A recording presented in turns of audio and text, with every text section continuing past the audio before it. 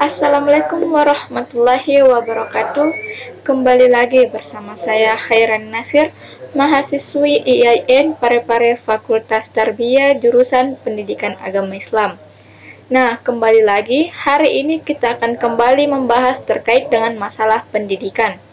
Adapun masalah pendidikan yang akan kita bahas pada hari ini adalah kurangnya kompetensi guru dalam pembelajaran. Sebagai seorang guru ataupun sebagai seorang calon guru, kita harus menguasai kompetensi guru. Kompetensi guru ini sangat penting dikuasai sebelum kita terjun ke dunia belajar mengajar. Agar apa? Agar kita bisa menjadi profesional dan tentunya pendidikan di Indonesia semakin berkembang dengan baik. Nah, sebelumnya kita harus mengetahui apa yang dimaksud dengan kompetensi guru itu.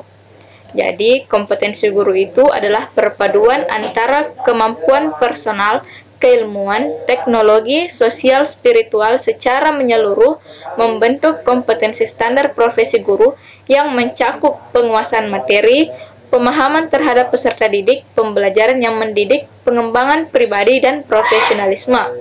Jadi, sebagai kesimpulan, kelima hal ini adalah hal yang harus dikuasai oleh guru sebelum terjun ke dunia mengajar.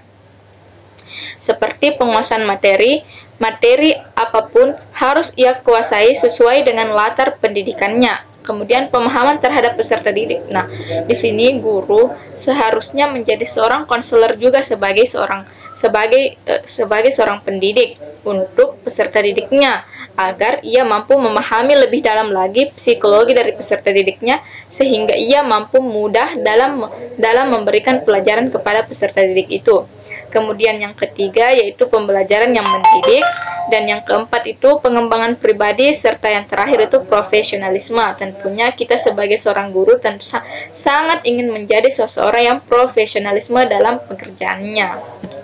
Nah, tapi kali ini kita akan membahas terkait dengan masalah pendidikannya, terkait dengan guru yang kurang memahami apa itu kompetensi guru. Nah, masalah yang pertama adalah guru memberikan tugas yang banyak kepada siswa. Nah, sampai sekarang saya masih sering mendengar cerita teman-teman saya.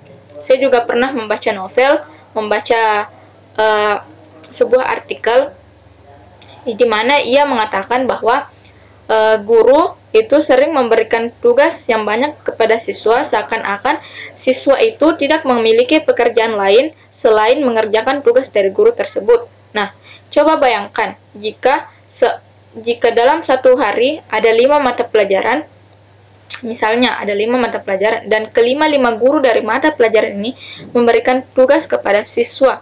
Nah, sementara deadline-nya itu bersamaan. Nah, bagaimana tidak dengan siswa yang tidak stres dalam mengerjakan tugas tersebut? Maka siswa akan sulit untuk konsentrasi dalam mengerjakan tugas tersebut. Kalaupun ia mengerjakannya, maka dia akan mengerjakannya tanpa memahami apa maksud dari tugas tersebut. Seakan-akan dia mengerjakan saja seperti angin yang berlalu tanpa mengetahui, tanpa ada yang tersimpan dalam otaknya, saking banyaknya tugas yang diberikan. Nah, sebenarnya guru juga harus tahu bahwa tugas tidak sepenuhnya menjadi pelajaran yang bisa membuat siswa itu lebih cerdas lagi, lebih memahami lagi materi. Sebenarnya ini tergantung dari kemampuan guru dalam menyampaikan materi pembelajaran pada jam pelajaran. Meskipun singkat, mungkin tidak sampai 2 jam waktu pembelajaran, tapi disinilah tugas guru, tantangan guru untuk bagaimana cara ia menyampaikan materi dengan baik tanpa harus memberikan tugas kepada siswa agar siswa bisa lebih memperdalam materinya. Nah, kemudian masalah yang kedua itu guru tidak memberikan penjelasan terkait dengan materi. Nah, sebagai contoh, pada kurikulum 2013 ini yang sekarang diterapkan, siswa dituntut aktif dalam pembelajaran, tapi tidak menuntut kemungkinan guru pun tidak boleh melupakan tugasnya sebagai seseorang yang membimbing, mendidik peserta didik. Seperti misalnya ketika dalam satu kelas, guru membagi kelompok dalam kelas tersebut. Misal kelompok 1 telah menyampaikan materinya, kemudian Selanjutnya, ia membuka sesi tanya jawab kepada antara siswa pemateri dan siswa audiens. Nah, di sini tidak menutup kemungkinan pengetahuan siswa sangat terbatas terkait dengan materi tersebut, dan tidak menutup kemungkinan juga ada sebuah masalah yang sulit dipecahkan oleh pemateri atau siswa-siswa yang menjadi pemateri ini. Nah, di akhir sesi diskusi tersebut, siswa berhak memberikan kesempatan kepada guru untuk memberikan kejelasan terkait materi yang belum dijelaskan, yang belum jelas pada hari itu. Dan guru pun juga berhak memberikan arahan, tambahan penjelasan, serta kesimpulan dari materi hari itu, sehingga siswa tidak hanya paham pada satu materi saja, tapi dia memiliki wawasan yang luas terkait materi yang dibahas pada hari itu.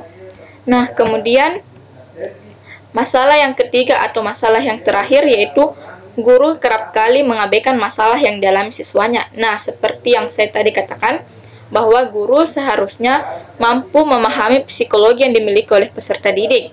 Agar apa? Agar mampu memberikan pelajaran mengajar dengan baik di kelas tersebut. Nah, sebagai contoh, jika dalam satu kelas ada beberapa siswa yang memiliki masalah atau dia sedang tidak mood dalam belajar, maka bagaimana cara materi yang disampaikan oleh guru bisa masuk ke siswa tersebut jika siswa saja tidak mood dalam belajar? Nah, disinilah peran guru tidak hanya sebagai mengajar, tetapi juga bisa sebagai konselor untuk mendengarkan masalah yang dihadapi oleh peserta didik, kemudian memberikan solusi, membimbingnya hingga masalah yang dihadapinya itu selesai, sehingga dia kembali lebih mood lagi dalam menerima pembelajaran. Nah, di sini ada potongan artikel yang mengatakan bahwa Undang-Undang Sistem Pendidikan Nasional atau Sisdiknas mengandung sistem terbuka dalam proses rekrutmen guru, karena saat ini untuk menjadi seorang guru tidak hanya yang dari sarjana pendidikan saja, tetapi bisa dari sarjana non-kependidikan. Karena dengan adanya sistem terbuka ini, sistem di mana semua dapat melamar menjadi guru, kini semua orang merasa dapat menjadi guru, dan bahkan kini ada beberapa orang yang berdiri di ruang kelas mengajar pada mata pelajaran yang tidak sesuai dengan latar pendidikannya.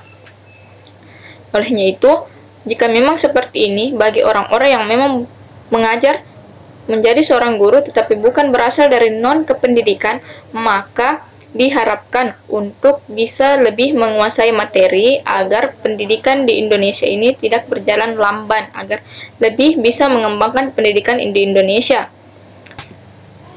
Sedikit kalimat dari Kak Seto yang mengatakan, guru yang diimpikan siswanya itu adalah guru yang memperhatikan dan mengerti dunia anak-anak yang dididik, bahkan paham akan psikologi siswanya. Itulah yang dimaksud dengan sosok guru yang sukses, profesional, dan keren. Olehnya itu, mari kita saling menghargai, saling menyayangi sesama kita, sesama calon guru, sesama guru, saling menghormati antara tua dan muda, saling memberikan contoh yang baik terhadap anak-anak dan menyayangi anak-anak agar kita kelak menjadi guru yang profesional. Di samping kita juga terus menambah ilmu, kita terus mencari tahu apa yang tidak kita ketahui agar kita bisa lebih mudah lagi dalam menjalani kehidupan kita sebagai seorang guru. Nah, sebelum saya akhiri, permohonan maaf yang saya ucapkan jika dalam video ini ada yang menyinggung perasaan dari pemirsa, karena sesungguhnya video ini saya buat untuk menjadi pelajaran bagi kita semua agar bisa lebih meningkatkan kompetensi kita dalam mengajar. Sekian dari saya. Wassalamualaikum warahmatullahi wabarakatuh.